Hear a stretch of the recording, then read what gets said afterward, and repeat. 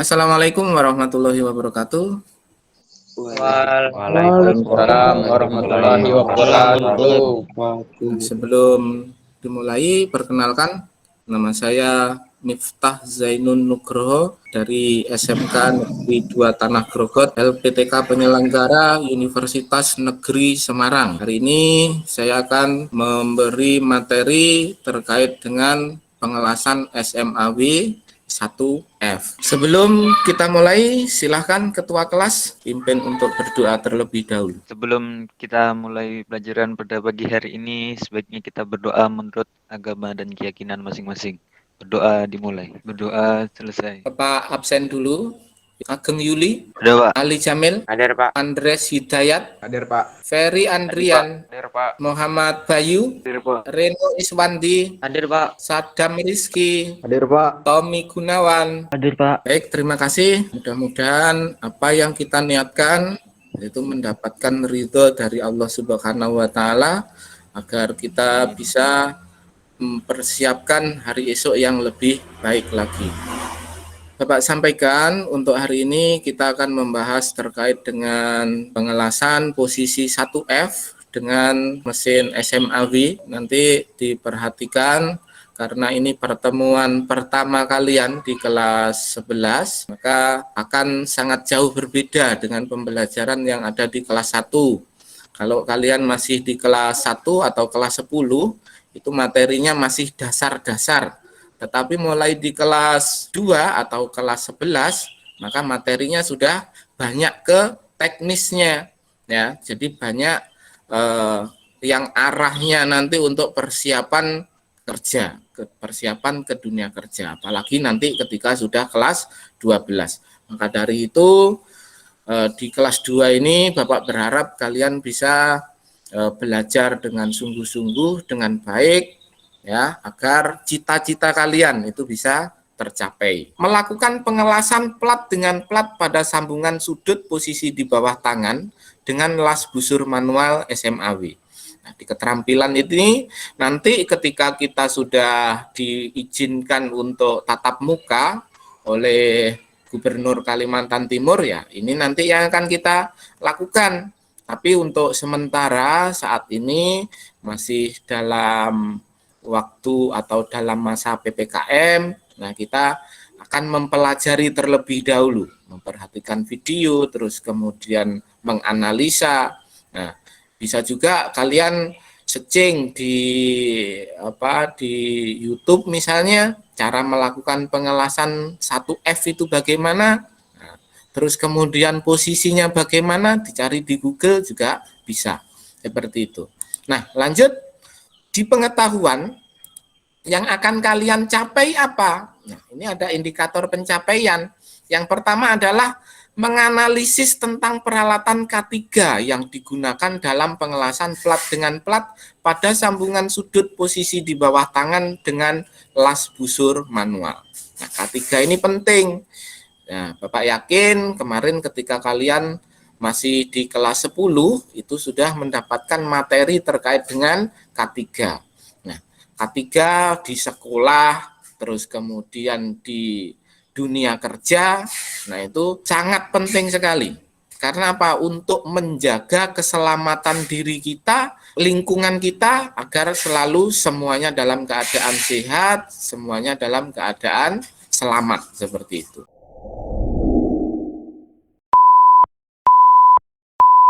Sekarang kita masuk ke materi, bahwa K3 dalam pengelasan itu Bapak gambarkan seperti ini, ya.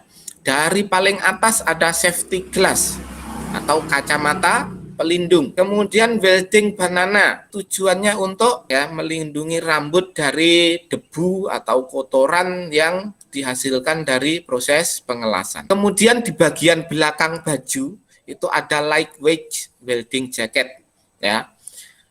Yang biasanya berwarna terang. Nah, kalau pada saat gelap misalnya, nah itu kalau terkena cahaya itu bisa kelihatan menyala seperti itu. Terus kemudian ada helm las. Nah, itu tujuannya untuk melindungi kepala. Kemudian ada yang kacanya itu otomatis bisa menutup sendiri, bisa gelap sendiri pada saat digunakan untuk pengelasan. Tapi kalau sudah elektrodanya mati, nah maka dia akan membuka lagi, pandangan kita menjadi jelas lagi. Berikutnya ada welding glove. Ingat welding glove atau yang biasa kalian sebut dengan sarung tangan, fungsinya untuk apa? Melindungi Sarung tangan. tangan Melindungi tangan dari percikan untuk melindungi Tangan atau tangan. ya baik, melindungi untuk melindungi percikan api misalnya. Terus kemudian untuk menghindari pada saat kita memegang benda panas ya. Nah, biar tangan kita tidak melepuh oleh panas, nah maka kita harus menggunakan apa? sarung Sarung tangan. tangan. Betul. Ya. Ya, menggunakan sarung tangan. Ya, tentunya kita tidak ingin menyentuh hal atau benda-benda panas, apalagi yang baru dilakukan proses pengelasan. Tetapi kadang tidak sengaja, gitu loh. Kadang tidak sengaja tangan kita menyentuh, lah itu sudah terlindungi oleh yang namanya sarung tangan. Kemudian yang berikutnya ada apron, kemudian lagi celana. Nah, itu diusahakan pada saat melakukan proses pengelasan, ini celananya menggunakan celana jeans, jangan celana kain, apalagi yang training misalnya. Nah, itu tidak diperkenankan untuk proses pengelasan. Berikutnya ada sepatu safety. Nah, sepatu safety ini sangat penting karena sepatu safety ini di ujungnya itu ada besi yang melindungi jari kaki kita, kemudian secara umum atau keseluruhan itu dibalut dengan kulit untuk melindungi kaki kita. Nah, artinya dari beberapa perangkat safety itu semuanya perlukan untuk melindungi tubuh kita dari kecelakaan pada saat bekerja. Nah, lanjut berikutnya adalah elektroda las SMAW. Ada yang sudah tahu elektroda las SMAW? Bentuknya itu kayak kembang api, ya, kayak kembang api yang dibakar itu kemudian bisa menyala. Nah, tapi jangan salah. Nah, elektroda las ini kalau kamu nyalakan menggunakan korek ya tidak akan nyala, gitu loh. Nah, tapi harus menggunakan tata cara penyalaan elektroda yang baik dan benar. Nah, elektroda las SMAW. Elektroda las atau batang las digunakan sebagai bahan tambah di dalam pengelasan SMAW dan membuat busur nyala melalui ujung penyalaan. Yang disebut dengan busur, ya, busur itu adalah jarak elektroda dengan benda kerja. Jarak elektroda dengan benda kerja itu disebut dengan busur las. Kalau sudah nyala, tapi kalau belum nyala ya belum bisa disebut dengan busur. Ya, kalau sudah nyala antara elektroda dengan benda kerja itu disebut dengan busur las. Nah, lanjut lagi. Elektroda las terbuat dari bermacam-macam logam seperti baja, kemudian ada lagi baja tuang, tembaga, perunggu, dan lain sebagainya. Ya, kenapa dibuat bermacam-macam? Karena pada saat kita melakukan proses pengelasan, kita harus memperhatikan dulu logam yang akan kita las itu apa. Itu. Kalau logamnya aluminium kemudian kita menggunakan elektroda baja misalnya, ya tidak akan bisa menyatu antara bahan dasar dengan elektroda. Begitu. Ya. Begitu juga bahan yang lain. Maka harus sesuai. Kalau baja tuang benda kerjanya, maka elektrodanya juga menggunakan elektroda yang berbahan baja tuang. Nah, nanti akan kita bahas berikutnya. Nah, sekarang bentuk elektroda. Nah, ini bentuknya elektroda seperti ini. Itu ada bungkusnya untuk melindungi elektroda dari suhu udara luar. Ya, suhu dingin terutama itu dilindungi oleh bungkus elektroda. Kemudian lagi elektrodanya sendiri, bentuknya seperti itu, yang tadi Bapak sampaikan seperti kembang api. Nah, di situ ada tulisannya. ada kodenya juga seperti itu. Ada yang angkanya atau kodenya E6013. Ada yang angkanya E7018 dan lain sebagainya. Nah, nanti cara membacanya kita perhatikan slide yang berikutnya. Seperti ini. Ya, klasifikasi elektroda menurut ABS. Apa ABS? Ada yang ingat ABS? Atau kemarin di kelas 10 belum ada ABS? ABS ya, perlu kalian ingat, perlu kalian catat. ABS itu adalah American Welding Society ya, atau ASTM. Ya, ini adalah lembaga sertifikasi elektroda. Nah, kode pada elektroda itu biasanya tampil seperti ini. Ada huruf E yang menandakan elektroda, kemudian ada angka 6013 atau 6013. Nah, cara bacanya bagaimana? Seperti ini. Huruf E ini menandakan elektroda untuk SMAW. Kalau elektroda untuk proses pengelasan yang lain atau bahan tambah untuk proses pengelasan lain itu tidak menggunakan huruf E seperti ini. Gitu. Berikutnya digit angka yang di belakang itu ada 60. Nah, artinya adalah kekuatan tarik. Ya. Contohnya di sini ada contoh 60, berarti 60 ini dikali dengan 1000. Jadi kalau 60 dikali 1000 sama dengan 60.000. Karena kekuatan tarik ini satuannya adalah PSI. Ya, kekuatan tariknya berarti 60.000 PSI. Kalau di situ angkanya 70 berarti berapa kekuatan tariknya? Berapa kekuatan tariknya? Kalau angkanya 10.000 PSI. Seperti itu ya. Berikutnya, digit angka yang berikutnya ada angka 1. Ya, itu adalah posisi pengelasan. Ya, posisi pengelasan. Posisinya bagaimana kalau angkanya 1? Kalau angkanya 2, posisi bagaimana? Gitu. Ya. Kalau angkanya 3, posisi bagaimana? Nah, nanti kita bahas di slide berikutnya. Yang angka berikutnya, angka digit terakhir ini yang paling belakang, ini menandakan tipe selaput atau lapisan elektroda, pembungkusnya elektroda. Ya. Selain itu, digit terakhir itu juga menjelaskan arus listrik atau trafo yang digunakan itu menggunakan arus AC atau menggunakan arus DC. Seperti itu.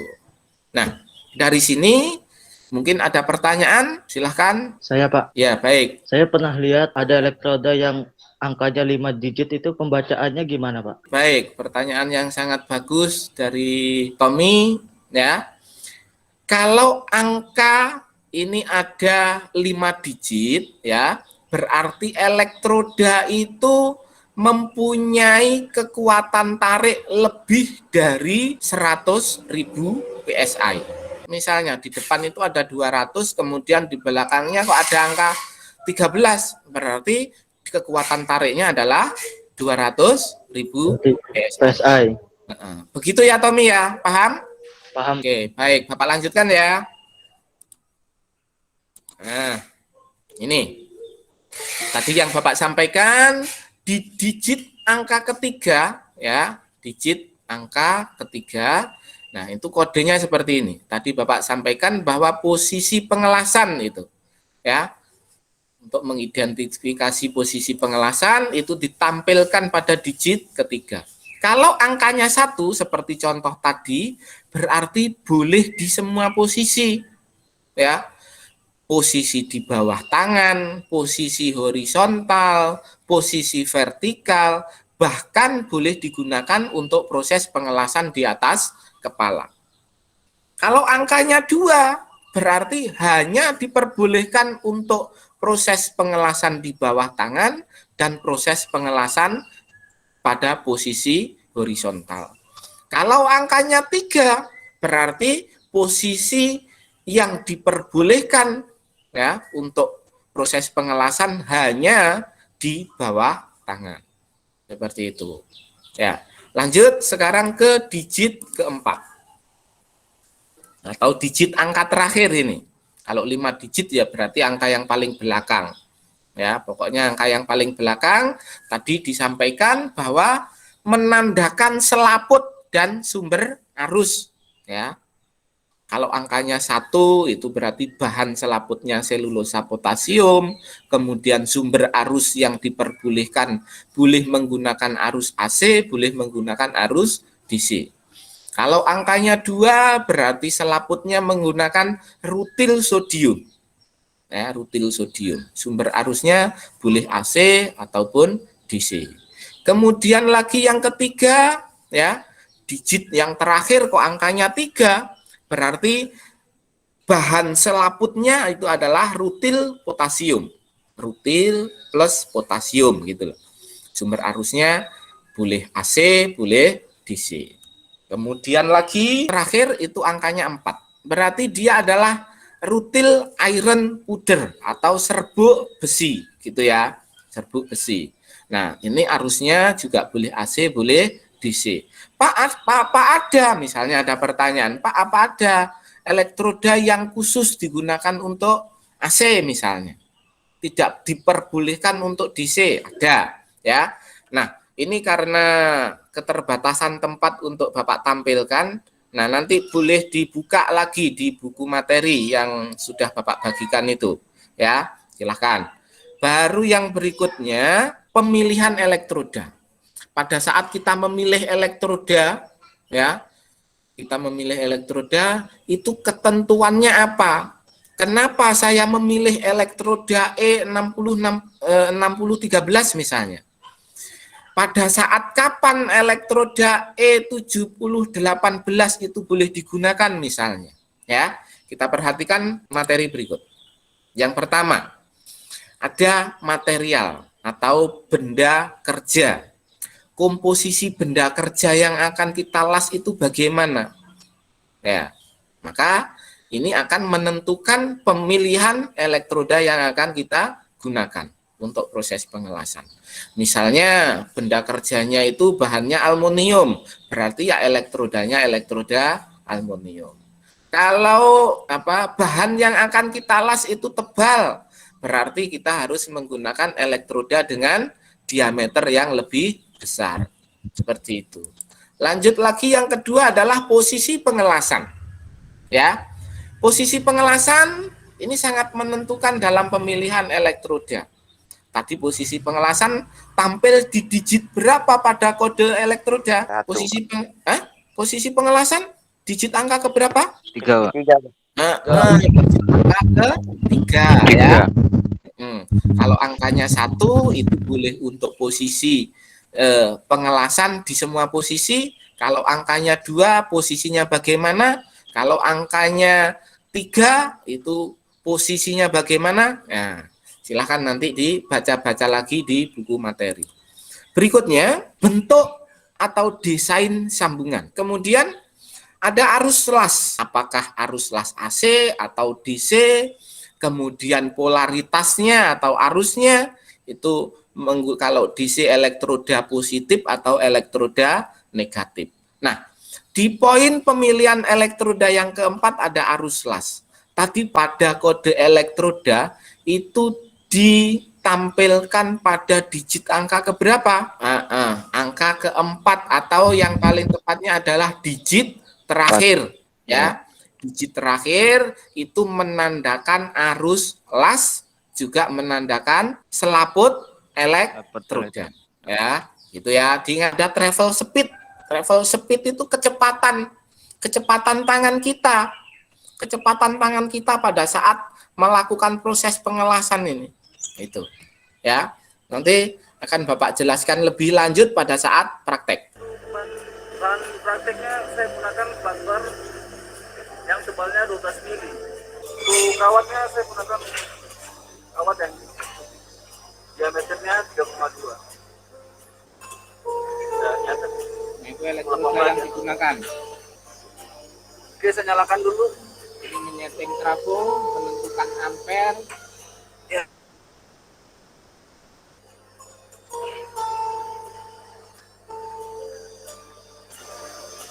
Oke, kita pasang ground.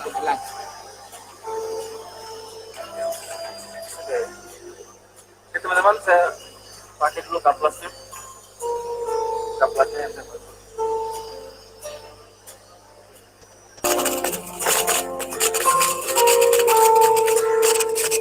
Lapisan pengelasan, lapisan pertama.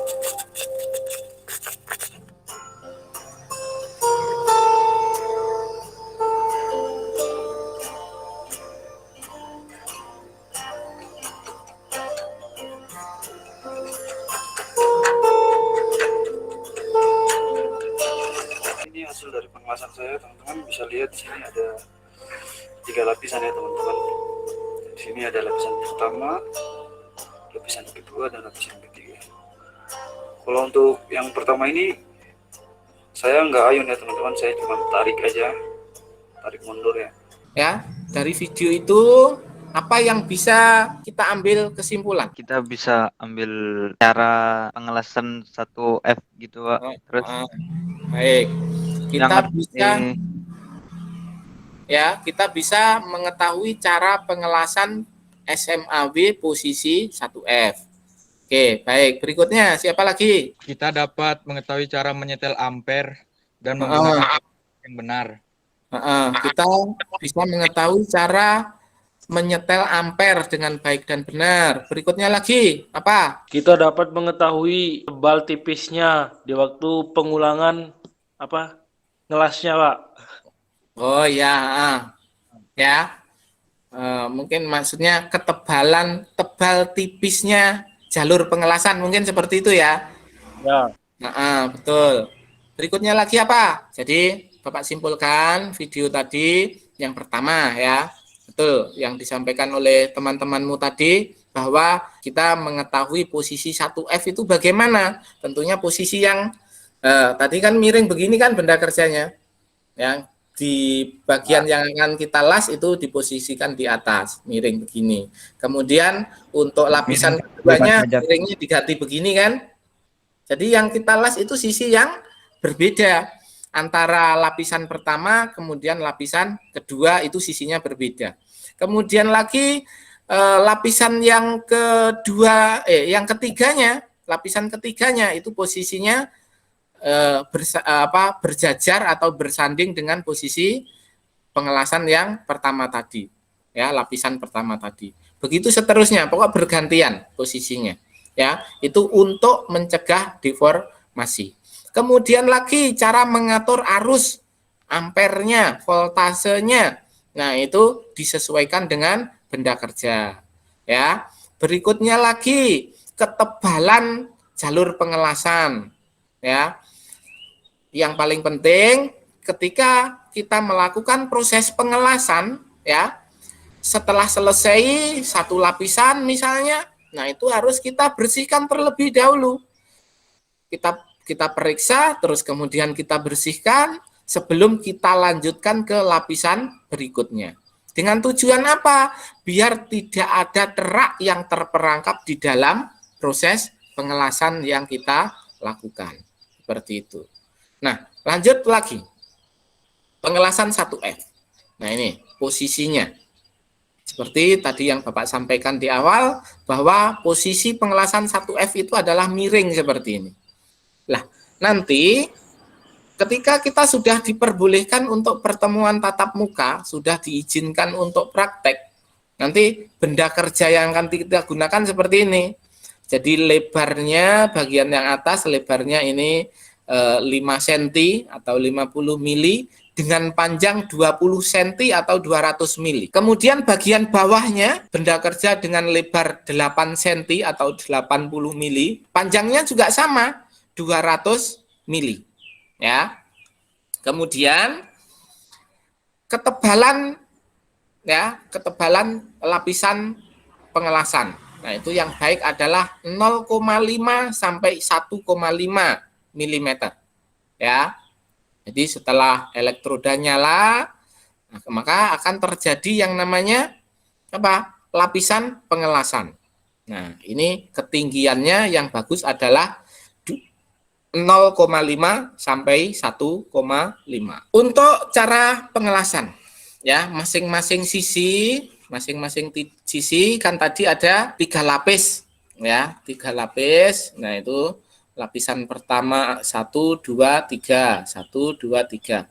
Tetapi nanti pada pelaksanaannya masing-masing lapisan itu bergantian. Kalau ini satu lapis ada 3, berarti samping kanan dengan samping kiri nanti kan ada 6. Jadi nanti satu lapisan pertama misalnya di bagian sini. Lapisan kedua nanti di bagian yang sebaliknya. Lapisan ketiga pindah lagi ke sana. Lapisan keempat pindah lagi ke sini. Lapisan kelima pindah lagi ke sini. Lapisan keenam itu pindah lagi ke sini.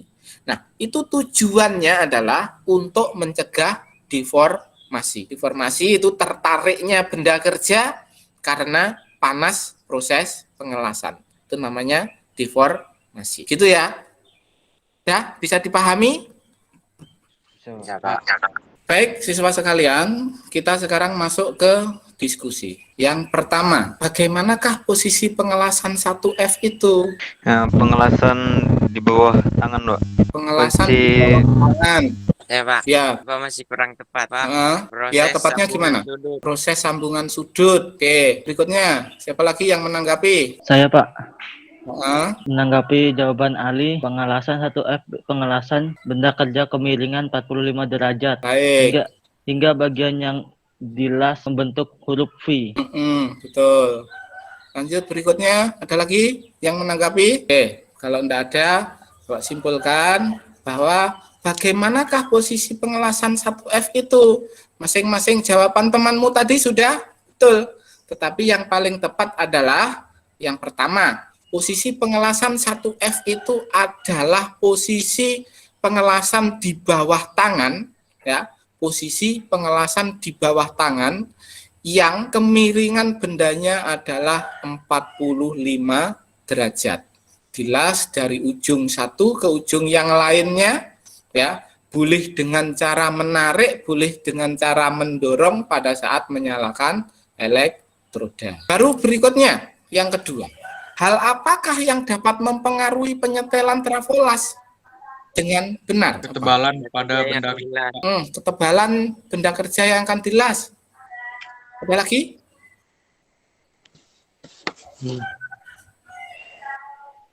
Ayo. Menyesuaikan ampere yang akan dipakai untuk mengelas. Menyesuaikan ampere. Lah yaitu penyesuaian ampere itu, penyetelan trafolas itu dipengaruhi oleh apa?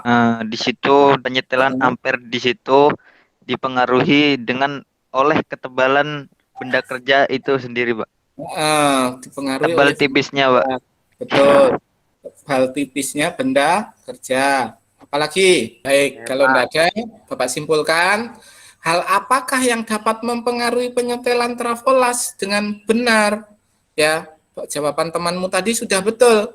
Ya, penyetelan trafolas yaitu dengan cara menyesuaikan ketebalan benda kerja. Itu yang pertama. Yang kedua, dengan cara memperhatikan diameter elektroda. Kalau elektrodanya kecil, diameter kecil, ya berarti ampernya tentu lebih kecil. Kalau diameter elektrodanya besar, berarti ampernya juga harus lebih besar. Apa yang terjadi jika penggunaan ampere terlalu kecil atau terlalu besar? Tadi. Ya. Pak. Ya. Jika Baik. Silakan. Jika terlalu kecil, maka elektrodanya nggak bisa meleleh, Pak. Jika terlalu Apalagi? besar, maka dia akan hasilnya bakal jelek. Nggak sesuai apa yang kita inginkan. Ya. Baik. Silakan yang lain. Pak, jika ampere terlalu tinggi menyebabkan kawat elektroda las mengalami kelebihan panas. Jika ampere terlalu tinggi, maka akan elektroda kelebihan panas. Baik, Pak simpulkan. Ada lagi? Jika ampere terlalu kecil, dia akan menghasilkan yang tidak sempurna ketika bahan yang dilas lebih keras, Pak. Oh ya, lebih keras atau lebih tebal gitu ya. Ya Pak. Baik, sekarang Bapak simpulkan. Apa yang terjadi jika penggunaan ampere terlalu kecil? Tadi di awal sudah Bapak jelaskan, kalau ampernya terlalu kecil, elektroda akan tidak bisa mencair ya. Elektroda tidak bisa mencair atau menyala bahkan, terus kemudian benda kerja tidak bisa mencair. Itu kalau terlalu kecil. Kalau terlalu besar, ampernya ini terlalu besar, elektroda ini yang pertama cepat habis, kemudian busurnya tidak stabil, kemudian benda kerja akan hancur. Tadi benar yang disampaikan temanmu, kalau ampernya itu terlalu besar, maka elektroda itu akan menyala, akan berwarna merah. Itu menandakan bahwa ampernya terlalu besar.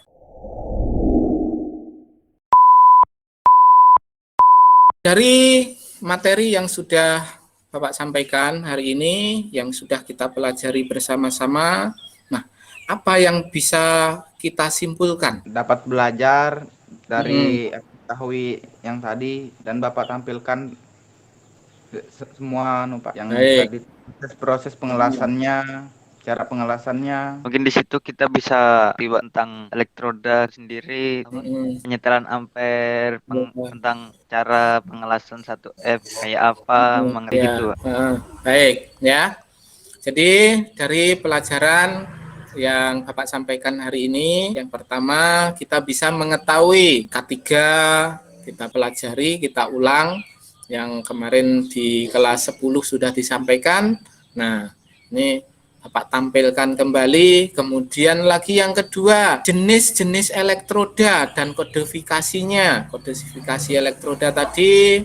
Nah, baru yang kemudian berikutnya jenis-jenis trafo, terus kemudian cara penginstalasian trafo, kemudian lagi posisi pengelasan 1F ya. Yang tadi sudah bisa kita lihat bersama pada video ya, terus kemudian kalau kurang paham lagi bisa dilihat pada buku. Nah, untuk video yang tadi Bapak tampilkan, itu bisa dilihat juga di kanal YouTube Bapak dengan nama Miftah Zainun N. Seperti itu tulisannya. Nah, ini tugas yang harus kalian kerjakan di rumah, PR ya. Besok atau minggu depan, pertemuan yang akan datang, akan Bapak lihat, kemudian kita bahas bersama-sama. Untuk pertemuan berikutnya, kalau tadi kita sudah membahas 1F, besok yang berikutnya kita akan membahas posisi 1G. Posisi 1G itu posisi yang bagaimana? Nah, silahkan diperhatikan agar masing-masing posisi di dalam pengelasan itu kalian bisa memahaminya. Sebelum kita akhiri, mohon ketua kelas untuk memimpin doa terlebih dahulu. Marilah sebelum kita akhiri pembelajaran pada pagi hari ini, alangkah baiknya kita berdoa. Berdoa dimulai. Berdoa selesai. Baik, terima kasih ketua kelas sudah memimpin doa. Mudah-mudahan apa yang sudah kita niatkan, niat baik, semuanya mendapat ridho dari Allah Subhanahu wa Ta'ala. Sekali lagi terima kasih atas kehadiran pada pagi hari ini. Wallahul muwaffiq ila aqwamit thoriq. Wassalamualaikum warahmatullahi wabarakatuh. Waalaikumsalam warahmatullahi wabarakatuh.